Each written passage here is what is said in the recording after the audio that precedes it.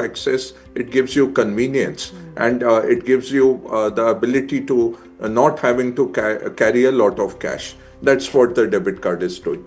Now, coming to the right usage, I think this is a great initiative what Ashish has brought in.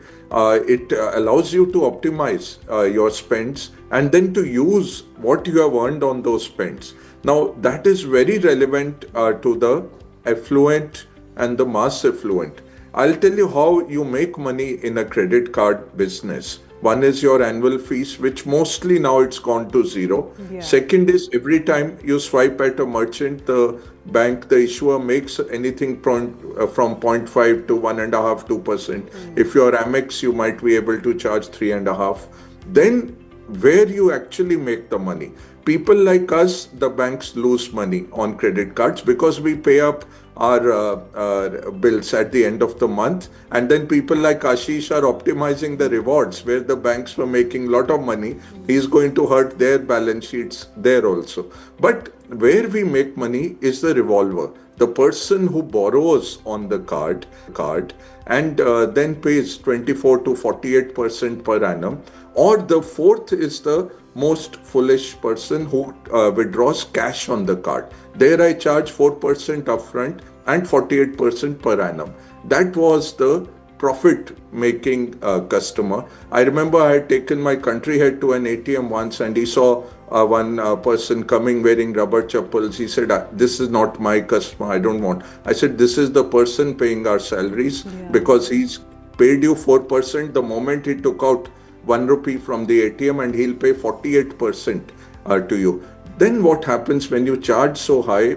There's a very high delinquency. These people are not able to repay those loans. So I think one part is the good part. So if we were to broadly, Mr. Baggan, again, to just make it as relatable, broadly talk about, a lot of experts have weighed in on how if your expenditures are 1/3 of your total income, then this is a safe bet for you. Can we classify it like that? For anyone who's still thinking whether they should switch to using a credit card? Yeah, definitely. 80% of India is not revolving. So it makes sense for all of them. So if somebody is giving you a free optimization, why not go for it? That would be my thing, to try it out. And going on Shark Tank, being successful on Shark Tank, Ashish has really raised the bar. You know, there is a lot of buzz around this. And I think it's a good move.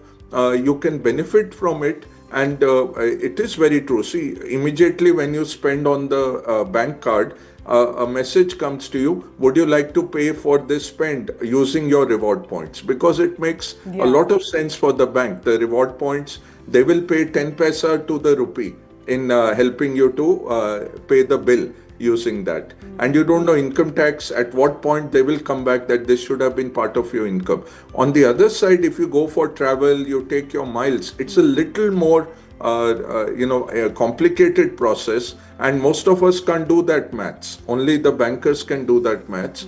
This is really, like we have brought in access through online investment. Ashish is really bringing in a very good computing on a very simple to understand platform. So I will make 40 paisa if I spend here. I'll make as much as 1 point is equal to 1 mile, and it will translate into these many free flights for me. I think if and so far we've established that reward points being used for flights works out really well. Ashish, you've also given us as an example how your journey is also spoken of the same. But tell us whether there are other aspects to a person's daily spendings, your daily expenditures, your bill payments. Can you really come in and optimize there using credit cards? What does your experience suggest? How does one best put it to use? See, you can, practically speaking, you can get more value from any and every spends that you do, including your UPI spends. Majority people today, you end up paying by UPI, which is a debit to your bank account. But if you use a credit card on UPI, you may get some value over there as well. So a lot of people are missing out on value, be it paying your bills, be it paying your child's education fee, paying for groceries. So depending upon category and the merchant that you're paying to, you can definitely get some value over there. I would also want to highlight, so you spoke about the number of credit cards being 10 CR and the number of debit cards being 10x. Agreed. There's a fundamental difference between a credit card and debit card. Debit card is something which you get by default when you open a bank account. So when you open a bank account, the intention is not to get a debit card. The intention is to really save your money with the bank and open a bank account. But it comes by default. So all of us, that's why the number is probably 100 crore. A credit card, you actually have to go do KYC, and it's a pull from the user. So 10 crore credit cards are much more powerful than 100 crore debit cards. Also, I think premium cards, not everyone has easy access to, right? So what is the calculation that takes place on part of the banks there? How do you decide which user should be given a card which is not easily available? So there's another way that a bank makes money. So apart from all the ways that Sir mentioned, there's also cross-selling. So for example, HDFC has a card called Infinia, which is given only to the super premium users. Now, bank doesn't really make money directly from an Infinia. So if you talk to HDFC Bank people, they would be very low delinquency, and these people, they end up redeeming all their points. But it also acts as a magnet for the bank to attract these high spenders, and then end up giving them a lot of other banking products, which may be premium bank accounts where they need to maintain a certain amount of balance, or maybe sell them insurance policies, maybe FDs and something or the other. So at the end of it, a bank would look at their overall PNL from a particular user. So that's one more way that a bank makes money. And yeah, so you rightly mentioned that maybe people at the bottom of the pyramid are subsidizing people at the top of the pyramid, the people who use their premium credit cards, because they pay on time, they redeem their points. In majority cases, they also... And where are people going wrong, Ashish? Where are people going wrong? So is it hidden costs? Is it delayed payments? Or not really making the most of your credit card reward system? In India, the journey itself begins in a very wrong manner. So majority of the people, 90%, more than 90% people end up taking a card which has been offered to them. And when I say offered to them, probably you're a college student, maybe you're an early professional, and whichever card is being given to you, simply take it without really thinking if it's the right card for you. So people feel fortunate that they've been given a card. So that's one. So you begin your journey with the wrong product, which is not relevant for you. Even if you go around asking your friends and family, a lot of them would end up giving cards which worked for them, but it may or may not be the right card for you. And same thing goes for looking at influencer videos, because they're meant for masses, they're not meant specifically for you. So people begin their journey with the wrong product. Secondly, people don't check their reward points on a frequent basis. They don't redeem their points on a frequent basis. So that's the second issue. And thirdly, and that's the human psychology, we are trained to always choose the path which is less tedious. So like Sir mentioned, if you have to redeem for a flight or hotel, it probably involves a bit more effort from the user. But because we are trained to minimize the efforts we put in, people simply end up redeeming them for cashback, which may be probably 1/10 the value in a lot of cases, or even lesser. So these are some of a lot of credit card users, in fact, the ones who own multiple or hold multiple credit cards, also say that they've learned how, or the art around using the credit card the right way over a few years. So it's also about falling and getting up and learning and going ahead and moving forward. Ashish, do you think there is also a time in your credit card journey that comes wherein you can make a decision based on how many credit cards you should have? How do you really decide? So you need to move on from one to the next. See, this is a myth, frankly speaking, because I've come across lots of people who feel they are experts in credit cards because they probably took some card or they redeemed certain points. But when you really go deep and when you really show them the value, they know that they've been doing it all along, because all the TNCs on the cards keep changing. It keeps evolving. You need tech to really help you out. A person can't really know all of it. That's the fundamental principle behind SafeSage as well. I'll give you an example, and then Ultra HNI. So when the person is a user of SafeSage, when I spoke with the person has the most premium credit card in India, the most expensive card. And the person told me, I recently spent 60 lakh rupees at a Tanishq showroom and I got reward points for the same. And I told the person that you did not get points because that's an excluded category. We had an argument. The person called up their relationship manager, and even the relationship manager was not aware. The person told the user that you would have got the points. Then we showed her on the bank website that you don't get the points. Now, in this case, the person thought they have the most expensive card in India, so they should get the points. The relationship manager told her, who himself was not aware, that you would have got the points. In reality, if she had gone with an ICICI Amazon Pay card, which is a lifetime free card, which is a Masi card, even then she would have got 1% reward points, which is 60,000 rupees in this case, compared to having the most expensive card in India. So the difference is people feel they are doing it all well, but they are not. And this so is credit card usage is certainly going up, Mr. Bagga, but financial literacy is still not there. Does something worry you about this gap? Very quickly, 30 seconds, because we need to wrap up. Okay, no, we have to be careful on the credit part of it, so not overspending. And as credit card companies, having run two manufacturers of credit card, we would try and optimize people's usage. So we would have programs running that you spend this. I would have customers who would in those times be spending 4 lakhs because we would say the top 3 customers go to Bangkok or something, and people would spend and spend. So around Diwali, around New Year, all those kind, and school opening time we would give loans. So and BNPL, for example, has become a very useful tool, but also leading to a lot of financial distress. So there are two sides of it, but Ashish has solved for one part of it to optimize the spends that you can afford. But the financial literacy and the credit part, you're very right in pointing out, those also we have to make sure we address it well. Also, don't just end up spending more just because you're chasing those reward points. That's a very dangerous pattern. You must not give into that. Only spend when required, where required. Ashish, thank you so much for that wonderful initiative and for sharing your story. Mr. Bagga, thank you. Always a pleasure having you on the show. With that, we head into a very quick break. Coming right up, we shift our focus to our person of interest, Mantaj Sidhu. He walked away from a high-paying job. He was working at Google in Dublin, returned to Punjab and started Gill Organics. What his story, his journey, his learnings are all about, we'll be going over to him to understand more in just a bit.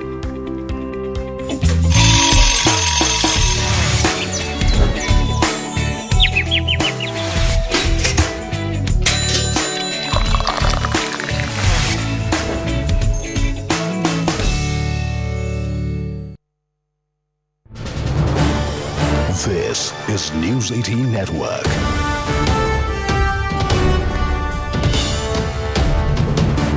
India's largest news network. National debate across the country, let me tell you this. On the very day that the Prime Minister Modi, was offering tribute to the Somnath temple on the 1000th anniversary marking its desecration at the hand of Islamist bigots, at a very different end of the country, the opposite end of the country, in Calcutta, a city that once and continues to pride itself on intellectual honesty, a familiar argument was staged yet again, that Hindutva is the evil twin of Hinduism, and that the latter, that is Hindutva, is a threat to Hinduism. The topic for this debate that was staged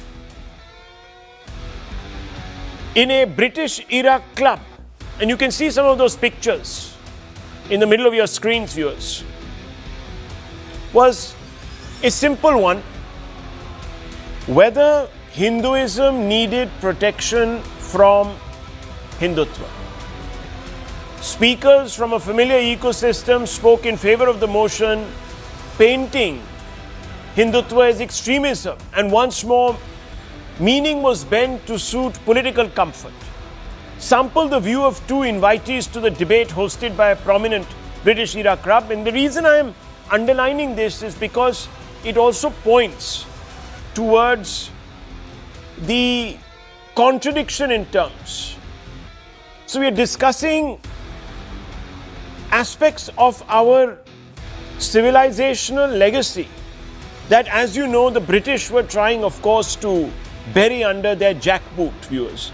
And it is in the vestiges of the British Raj, a British era club, that this debate is taking place. But aside from this contradiction, focus on the message.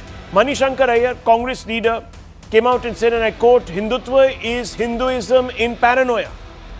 It asks 80% Hindus to quiver in front of 14% Muslims. Hindutva is a BJP leader slapping a blind, hungry tribal girl because she attends a Christmas lunch in a church. Hindutva raids shopping malls to tear down Christmas decorations. Savarkar describes Buddhism as an existential threat to Hindus. He described it as the ultimate negation of Hindutva, bearing the opiate of universalism and non-violence. He said it was disastrous to national virility, that even the existence of the Hindu race, unquote. Viewers, TMC MP Mahua Moitra wasn't far behind. When she spoke, she says, and I quote, a Hindu practitioner in Hinduism can imagine love between Hindus and Muslims, but a Hindutva practitioner will say, no, this is love jihad. A Bengali Hindu eating meat will offer meat to Ma Kali, but a practitioner of Hindutva will say, that's not on. So the core question here is, does Hinduism need to protect itself from Hindutva? I would say the best way to continue to protect Hinduism is to continue to realize that Hindutva is there because Hinduism was there, unquote. A cursory glance, viewers, at the facts, however, point to a different reality, and these are facts that were placed by the opposite side, those that were arguing against the motion. Some of them said that the first recorded use of the word Hindutva is credited to the Bengali literature Chandranath Bose in 1892. Basu used the term to describe the essence or twa of being Hindu in a cultural and traditional sense. Basu never intended to use the word to define any political ideology. Bid to link Hindutva to BJP RSS fails as concept predates formation of both. In hindsight, the Prime Minister's warning from Somnath pointing out that some people continue to divide Hindus using false pretext seems very timely and quite prescient, viewers. Listen in to what the PM said. He said, unfortunately, those forces which had opposed the reconstruction of the Somnath temple are still present in our country and are very much active. Instead of swords, conspiracies are being hatched against India through other means. That is why we need to remain alert and united.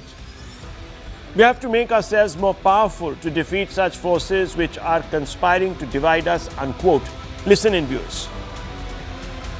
दुर्भाग्य से आज भी हमारे देश में वो ताकतें मौजूद है, पूरी तरह सक्रिय हैं, जिन्होंने सोमनाथ पुनर्निर्माण का विरोध किया।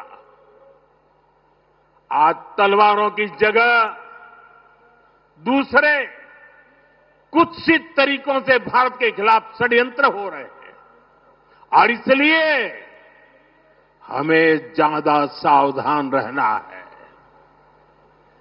हमें खुद को शक्तिशाली बनाना है, हमें एक रहना है, एकजुट रहना है, ऐसी हर ताकत को हराना है जो हमें बांटने की साजिश रच रही है।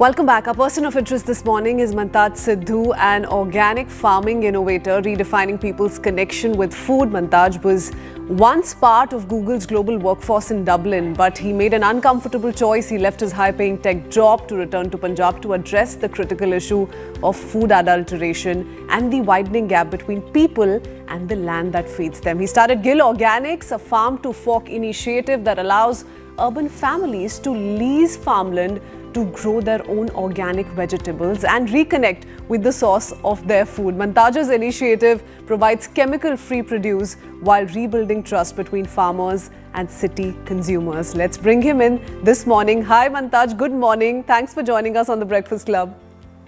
Hello, Christine. How are you? Thank you for having me. Very well. Mantaj, tell us, you had a stable, well-paying job at Google in Dublin. What was that one moment where you felt the need to return to Punjab and do something more and something very different from where you were?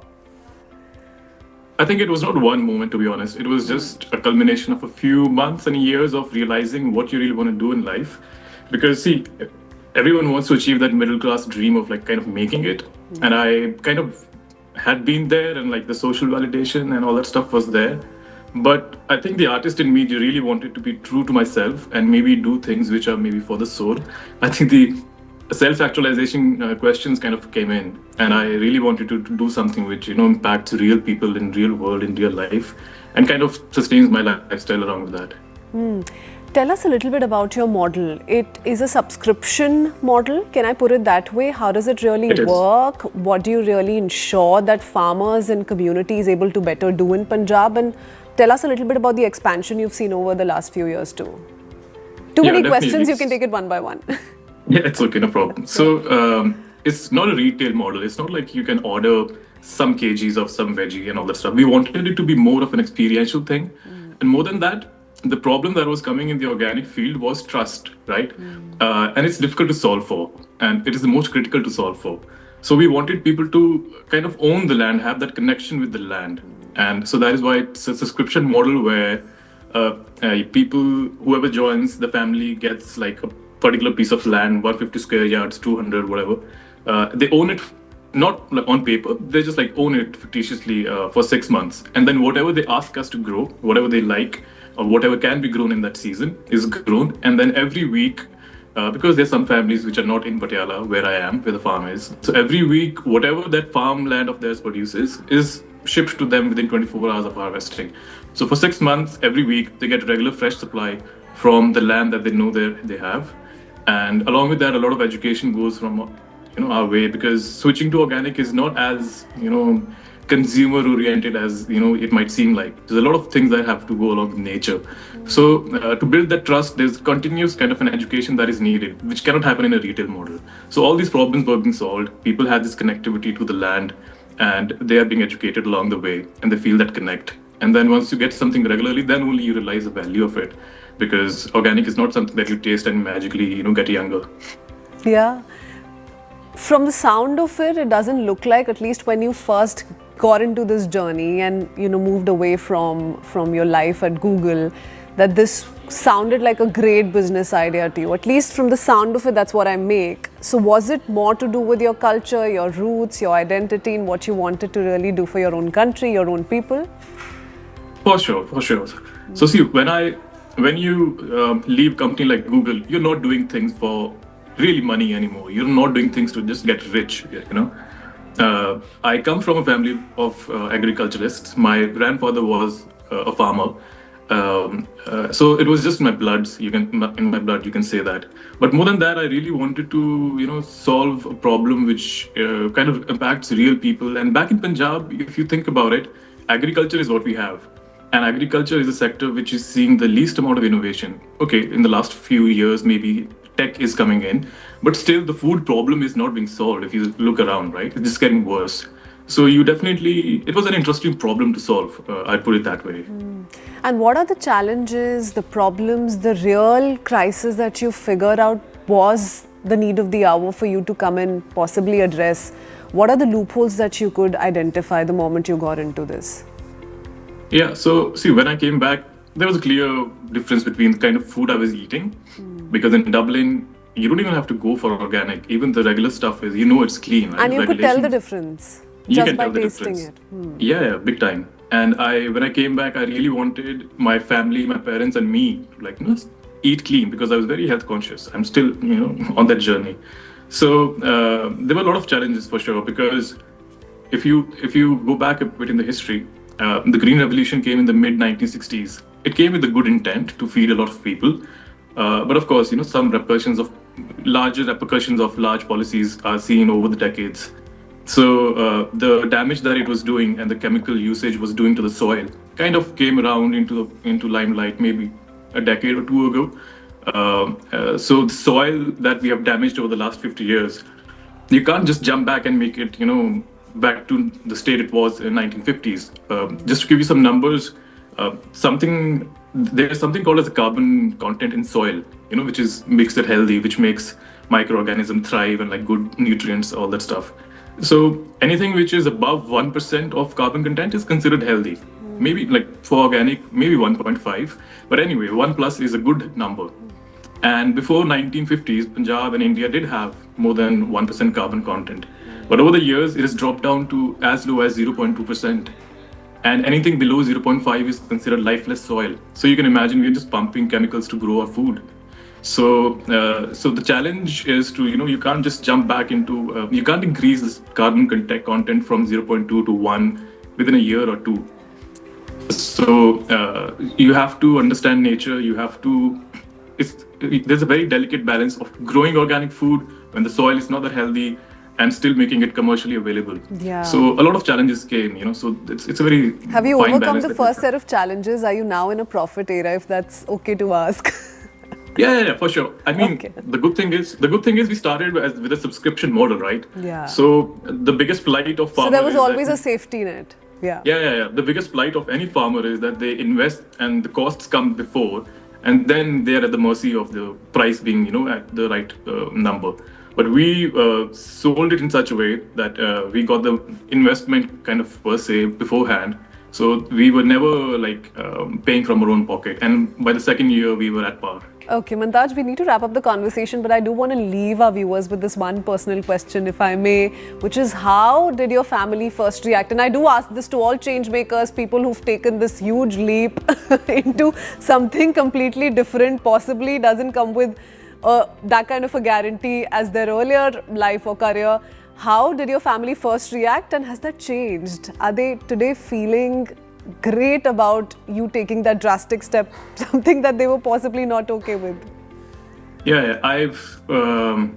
I'm blessed to have like a lucky pair of parents. They are supportive in all my decisions, and definitely this is one decision of leaving Google and coming back to India just to figure out and just be out in the open is not something which is very welcomed by Indian parents especially.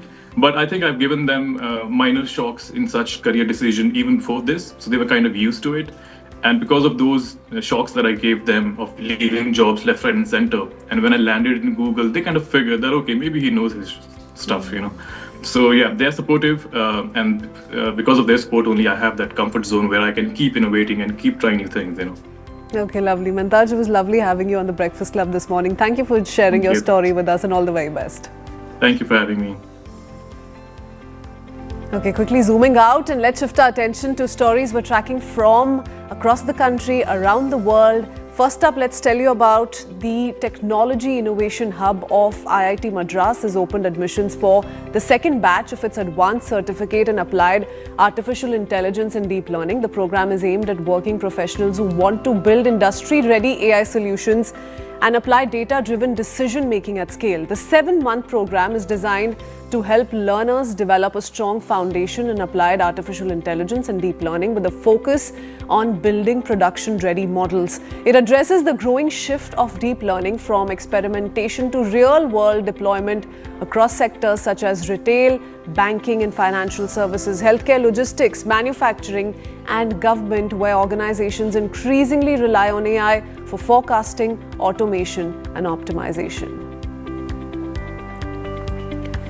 North India continues to reel under the season's coldest spell. Monday, the situation was no different. A sharp dip in temperatures brought life to a standstill across several states. Delhi recorded a minimum temperature of 3.2 degrees Celsius, the lowest this winter so far, while dense fog and frost blanketed across the plains from Haryana to Rajasthan and Punjab. Similar visuals from everywhere in the northern belt. The cold was more biting on the fringes of the national capital region, with Haryana, Gurugram recording the state's lowest temperature at 0.6 degrees Celsius and near sub-zero conditions prevailing in adjoining areas. India is all set to redefine how stations cater to travellers and residents, and the Ghaziabad-Meerut corridor is leading the way. At the centre of this development is the Ghaziabad Regional Rapid Transit System station. Beyond being a fast and efficient transport point, the station will host India's first ever rooftop restaurant in a transit hub, along with cafes, shopping outlets, wellness centres and banquet halls. Passengers will no longer see stations as merely places to board a train. They will become destinations in themselves.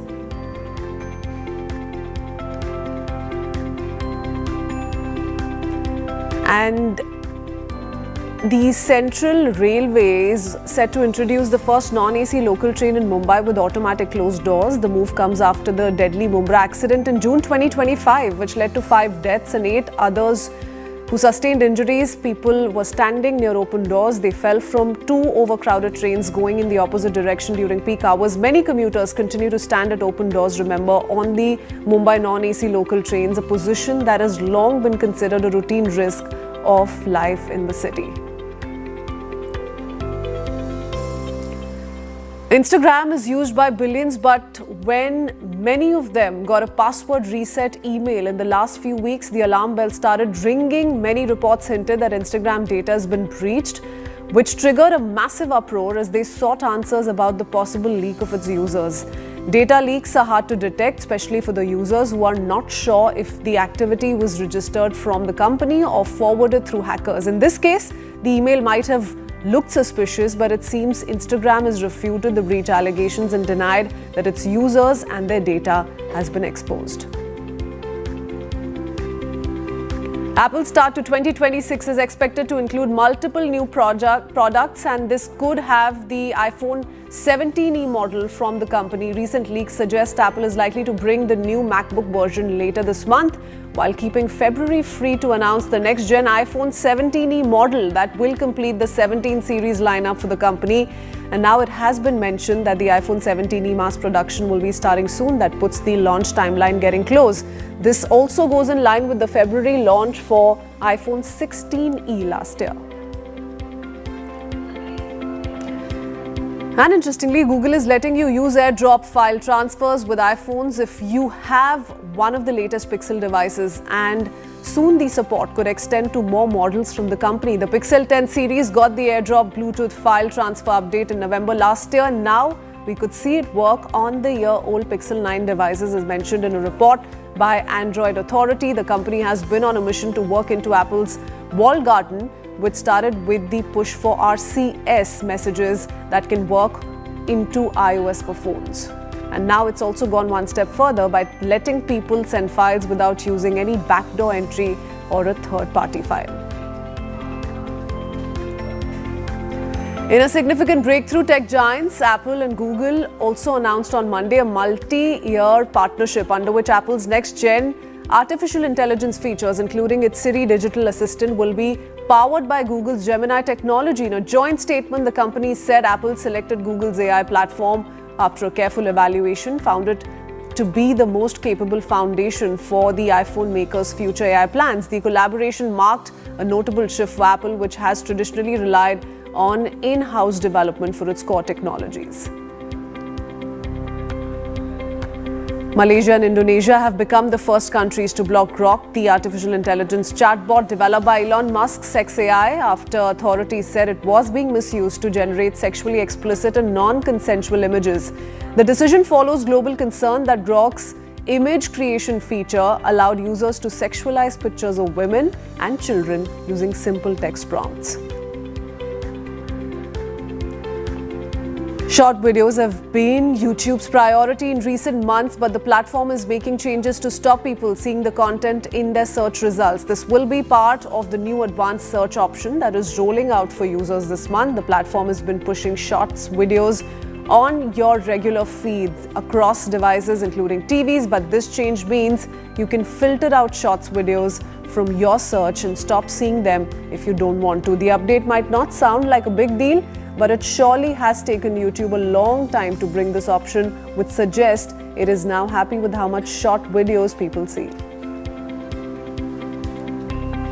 Imagine travelling between two of the world's most powerful cities in under an hour without boarding an aircraft. A futuristic infrastructure proposal, often described as the most expensive project ever conceived, claims it could make this possible by linking Europe and North America through a single undersea tunnel stretching thousands of kilometers beneath the Atlantic Ocean. The proposed project envisions an underground rail corridor connecting London and New York, separated by nearly 5,500 kilometers of ocean. And estimates suggest that the project could require an investment of nearly $20 trillion, roughly 1,800 lakh crore rupees.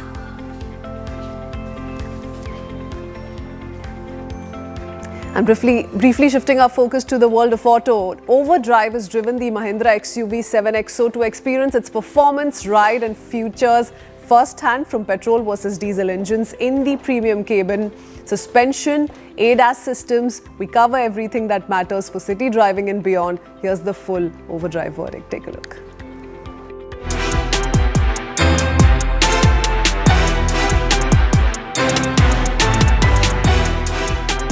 We are in Rajasthan, in Jaisalmer to be specific, where you have grandeur like this, wide open roads, beautiful, comfortable roads that are also very quick. So it's the right place to test out a car that tries to achieve the fine balance of comfort, performance and luxury.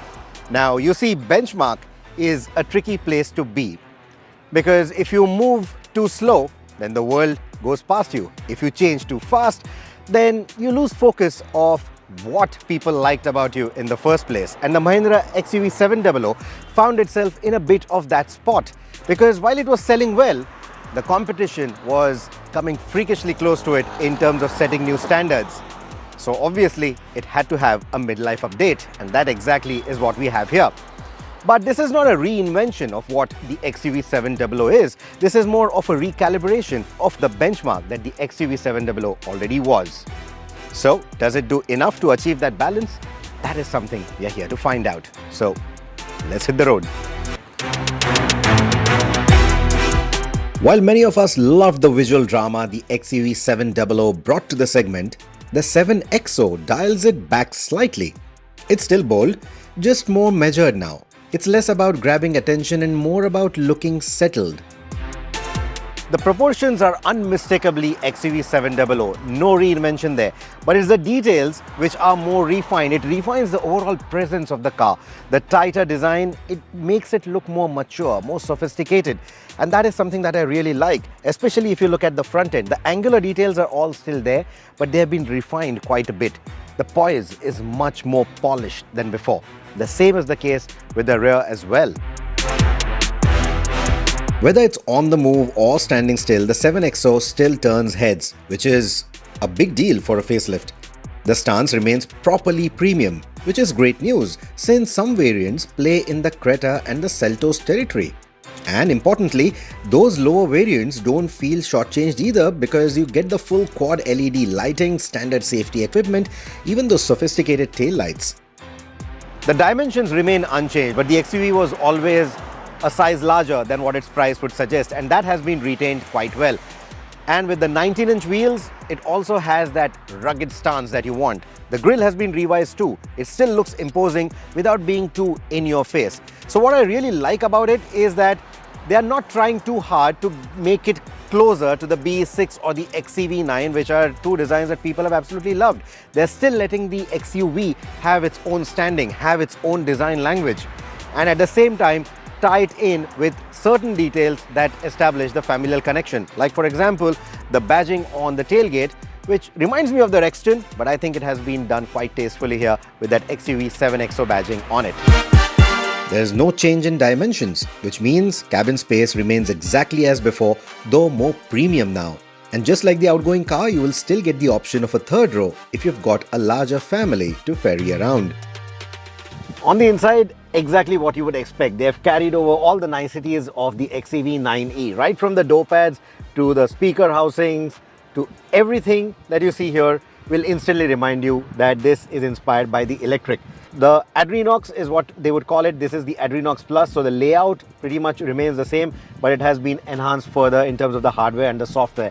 It's a lot slicker than before, It feels more new age. It's got a new Snapdragon 8155P, if I'm not wrong. That's the processor that's doing all the processing for it. So it's just the way you would expect in 2026 or even more. It's nice and slick, it's quick, and I quite like it. And while it may feel a little cluttered when you start going into the menus and all the icons, etc., once you get the hang of it, it shouldn't be that difficult. As always, the panes will always let you access most of your frequently used functions quite nicely. You get the Android Auto and Apple CarPlay in a wireless format, something that we wanted. And then you also get a 65-watt USB-C port up front, also a regular USB-A port, and a wireless charging pad, which is cool. And it's complemented by another wireless charging pad in the rear as well. So the whole idea here is whether you're spending time behind the wheel or in the boss seat, you need to be pampered. And I think that has been carried out quite well. That said, the ergonomics still feels slightly off in places. Like for example, front seat ventilation is buried inside a touchscreen system instead of a simple physical switch, while rear seat ventilation is controlled by an awkwardly placed physical button on the side of the seats. The rotary dial on the center console scrolls through menus smoothly but struggles with icons and deeper menu layers.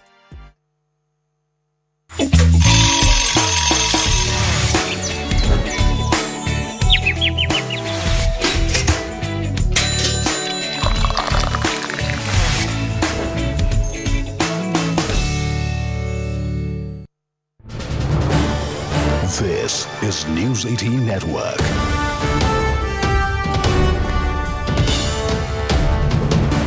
India's largest news network. As tensions escalate in Iran, as President Masoud Pezeshkian joins a major rally in Tehran, marching alongside flag-waving citizens. Rights groups say over 600 protesters have been killed during a nationwide crackdown, with over 10,000 detained. Iran's foreign minister claims the protests turned violent and bloody to give the US an excuse to intervene and insists that the situation is now under total control. Meanwhile, President Donald Trump has warned the US that the US is considering very strong options, including possible military action, while Iran has threatened retaliation if attacked. Fear and uncertainty also grip Kashmir as parents report losing contact with students in Iran, prompting calls for intervention by India's Prime Minister and External Affairs Minister. Let's take a look.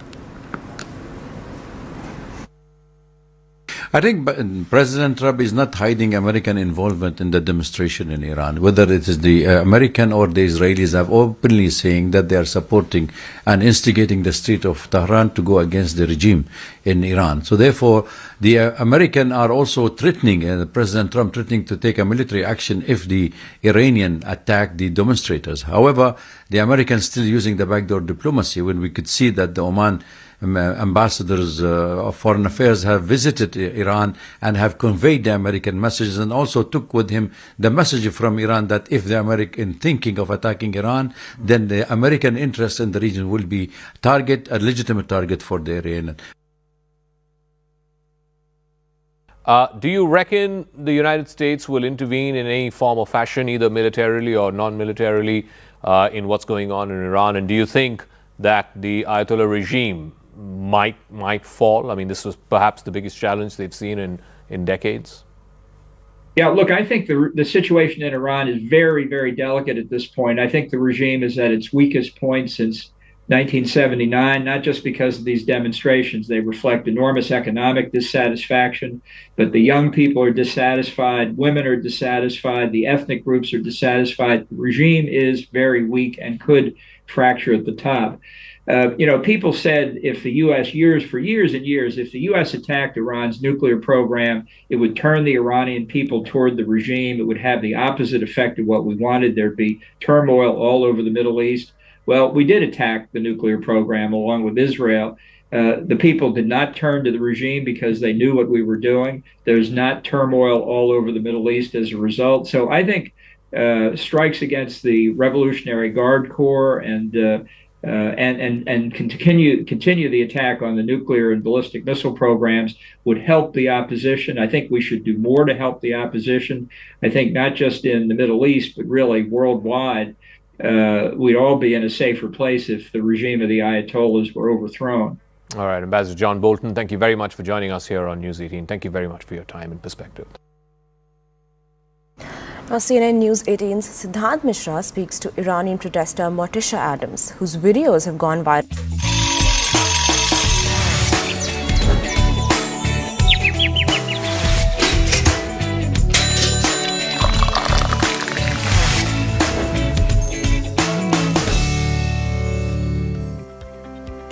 Welcome back. We now return with a voice whose protest symbol has taken the internet by storm. CNN News 18 Siddhant Mishra speaks to Iranian protester Morticia Adams, whose videos have gone viral on social media. The clips show her burning photographs of Iran's supreme leader Ayatollah Ali Khamenei to light cigarettes in a powerful act of defiance. Let's listen into what she had to say about what that protest call was all about. Listen in.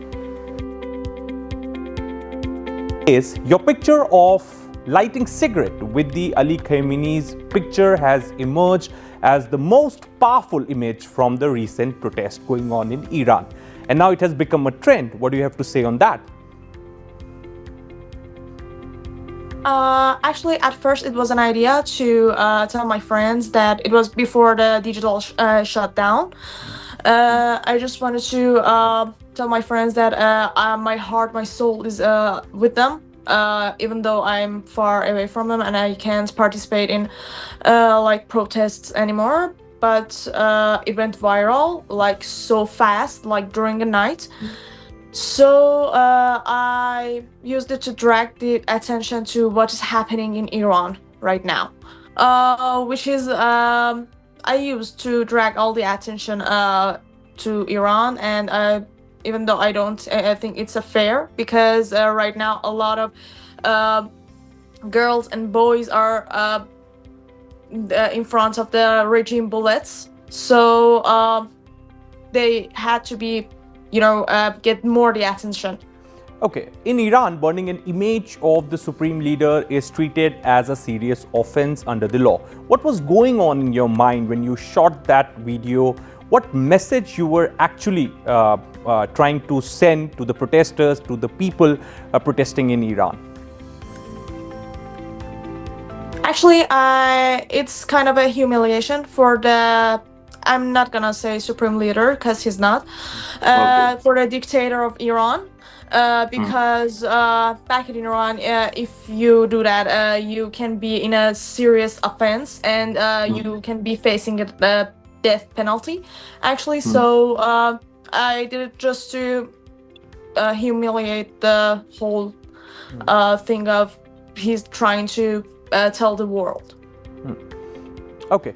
Women smoking in public area has long been discouraged or restricted in Iran. I have visited Iran myself, and there are many progressive and modern people, like in any other part of the world, who believe in modern value lifestyle. What is your message for them?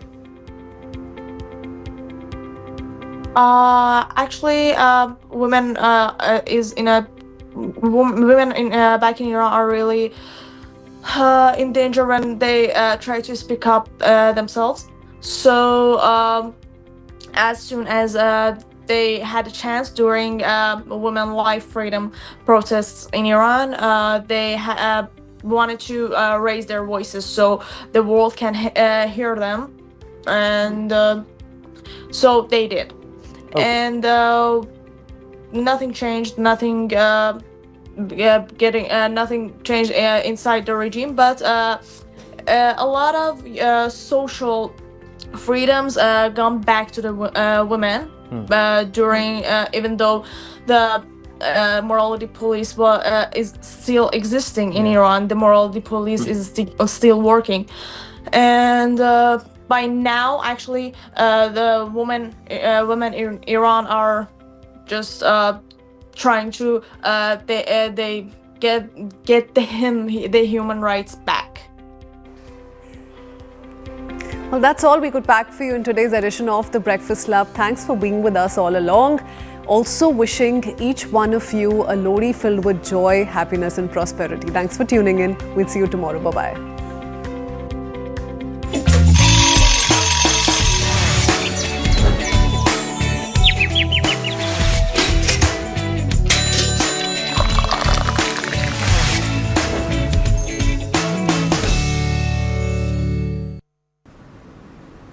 Now, trouble continues to mount over TVK chief Thalapathy Vijay as the probe into the Karur stampede intensifies.